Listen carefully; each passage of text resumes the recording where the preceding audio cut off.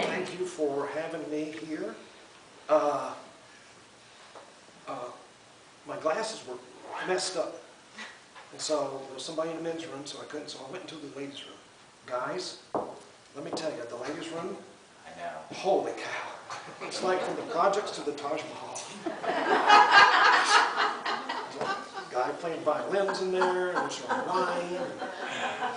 All right, enough tomfoolery. You know, I do have to point out someone who's been a mentor to me for a long time, other than that, and that's Emilio LeBron, and he does a circle here Wednesday at 7 p.m. So that's where I learned I had gifts. That's where I got my gifts started to cultivate within a circle. How many people go to the circle? Okay, we got to work on that. Andrea, I saw you raise your hand and put it down. All right, so the two kind of workshops are remote viewing and dream interpretation at Hotel Casadega. So today I'm going to talk about dreams. This is only an hour and a half to 2 hour workshop that we do. We're going to condense it. Okay. So this was part of the classes I took, not to be a doctor in philosophy, because I said, do you want the, I appreciate it. You want the doctor title, or do you want the PhD? I said, no, doctor title's misleading, you know. And so I said, I'll take the PhD, right? But they still gave me a doctor of philosophy. And I said, everybody see Mel Brooks' movie, History of the World, Part 1? How many people saw that movie?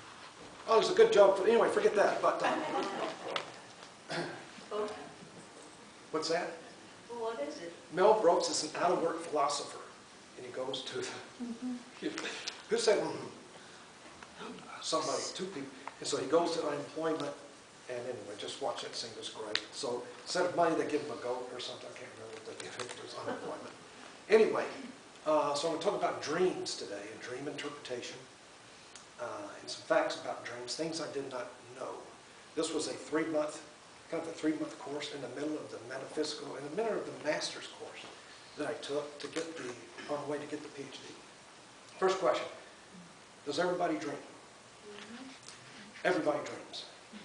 We think we may not dream at times, but everybody dreams, and there's a really good explanation of why everybody dreams.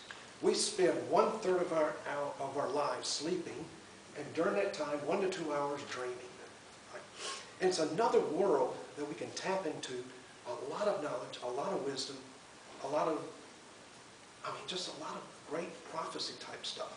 I mean, when you look at the Native Americans, you know, they talked about dreams, that they saw in dreams, biblical times. Dreams were really important. And the thing is, there's no time stamp in dreams. So I'll find myself at the age of 71 not doing well in class. Back in Memphis, Tennessee, where I was born. And, you know, back then they didn't have ADD diagnosed. I am like the poster child for ADD. But dreams can give us insight into ourselves and help us cope with situations. And actually, the first gift I learned I had in my mid-50s, before I joined the circle with Emilio's group, and Kathy was there, and Rosie was there. Anybody else? Oh, yeah, I'm sorry. Front row. Always mention the boss. So, and secretly she's planning my demise, but she'll have to take a number. But dreams are full of symbolism, and that's a big part of clairvoyance, is symbolism. So that's the first gift I learned I had. And then Emilio came to me and said, you're getting a lot of yours from your higher self. That's when I started buying books on the higher self. So under his tutelage, and that's, of course, anyway. Why do we dream? I mean, why do we dream? The brain receives stimuli all day long. Now, I'm going to use brain and mind interchangeably, but I think they're two separate things. The course I took used brain and mind interchangeably. You can't do that. You can see the brain, but it's hard to see the mind, right? So I'm just going to say brain and mind interchangeably, but that's okay. Brains receive stimuli from many different sources all day long. Here, your drive here, the people, the cars, everything. And the mind prioritizes that stimuli and makes us aware of the ones that need immediate attention. Someone's coming to shoot us. We don't go, you know, I wonder if that's a daffodil over there. I mean, because it prioritizes, everything, right? So, in some emotions we feel all day long. There's 7 basic emotions, and I always say fear is the one that stands out because we live in fear, ladies and gentlemen, of something every day of our lives. Multiple times fear rears its ugly head. Some traumatic experiences we face, and some we don't. We deny them. What do? We send them to our subconscious. Sorry, that was an awkward pause. I'm trying to turn the page. All right. The brain must process, ladies and gentlemen, all of this daily. In addition, faces that we see and all the other stimuli. At night, the body rests, but the mind continues to work. The brain is no longer needed to call upon. Is this interesting to you folks? Yeah. Yeah, you're just hearing, aren't you? You're just waiting for the messages, I know. I know you folks. I'm sorry. This is my life. Pray for me. Anyway, the mind concentrates on processing everything that's in the subconscious. And the only way for those things in the subconscious to go is up to the conscious. And so this is why we dream. Now, why do we remember our dreams? The dream world has access. To me, it's kind of at times the closest thing to the afterlife, right? How many people have had visitations with loved ones in your dreams? You know, and it's not a normal thing. I've got 20 people in the afterlife from my father's side. If they were Catholic, they would turn around and walk away, I guarantee you. Because I'm Catholic, so anyway, don't hold that against me. You know, I've only had one visitation. That was after my father died. And on his side, like I said, about 16, 18 people have passed because he came from a big family. But visitations are real. We know when there's a visitation. We know when it's different than a dream. Right? It takes a lot of energy to come from the afterlife, a much higher vibration down to the vibration of a dream. The dream is a vibration more than what the physical is, if that makes sense. And dreams are an extension of how we see ourselves. I'll get into that in a minute. It's fascinating. 5 minutes after the end of a dream, half of the content is gone. 10 minutes, 90% is gone. So if you can't keep a dream journal, I try. It just doesn't work with me. Again, my ADD. But I can remember parts. See if this resonates with you. I can remember parts of dreams that were 30, 40 years ago. I may not remember the whole dream, but I mean parts of dreams. Is that anybody? Show of hands? Yes. Oh, wow. Yes. All right. Common dreams. I asked this of every class. I've got a class coming up in Casadega Hill this month on dream interpretation. It's basically this, so you don't have to copy it. You don't have to. This you get free. At Casadega, you got to pay $25 or something. How many people have had a dream of their teeth falling out? They say it's the most common dream. And yet, I've never heard, I've never had my teeth fall out. Poppycock, they say. How many people dream of flying?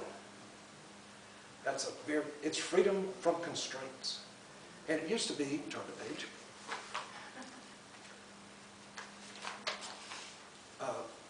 It used to be as you flew higher, you were praised higher in life. So flying is a good thing.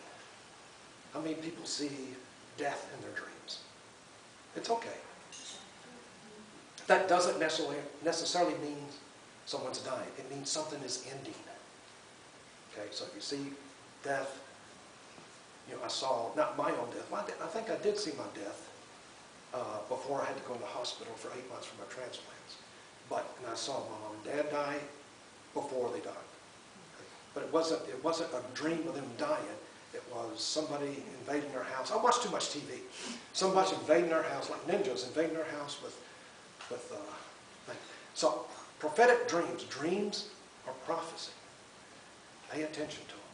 They tell us everything we want to know. They piece together bits and pieces of information that we overlook or that we do not seriously consider. Here's one that is really boggling my mind. The unconscious mind knows what is coming before we can consciously piece together bits and pieces of information. So the unconscious mind just really knows what's coming. Dreams help us solve problems or make decisions in our waking life. Anybody ever see the movie Inception?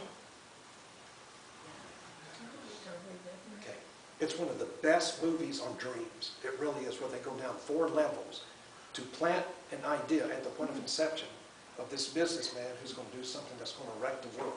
So, great movie. Gives you a headache to watch it, but it's really good movie. Everybody know who Edgar Cayce is? Oh, yes.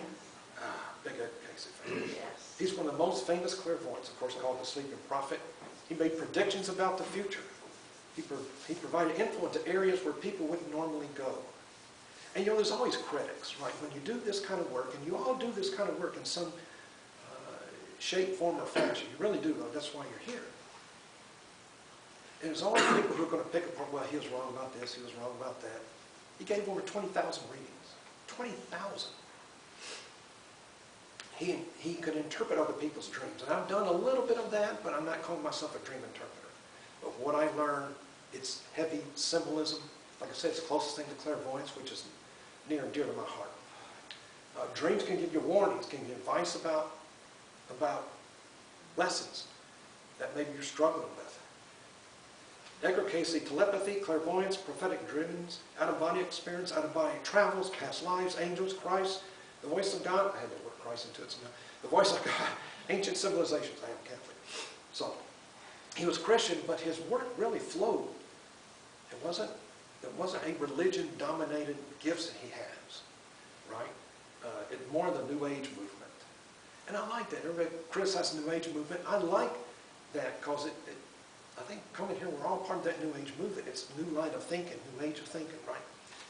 Okay, so I think that's the end of it, unless I have to read this disclaimer again about my talk. That's what's next. So keep that in mind on dreams. Remember them if you can. Me, I'm not really good at keeping a dream journal, but just keep that in mind. It's a secret world, folks. It really is, that can give us untold knowledge, untold wisdom, untold answers to our questions. Anyway, that's what I got. Thank you very much for listening. Appreciate it.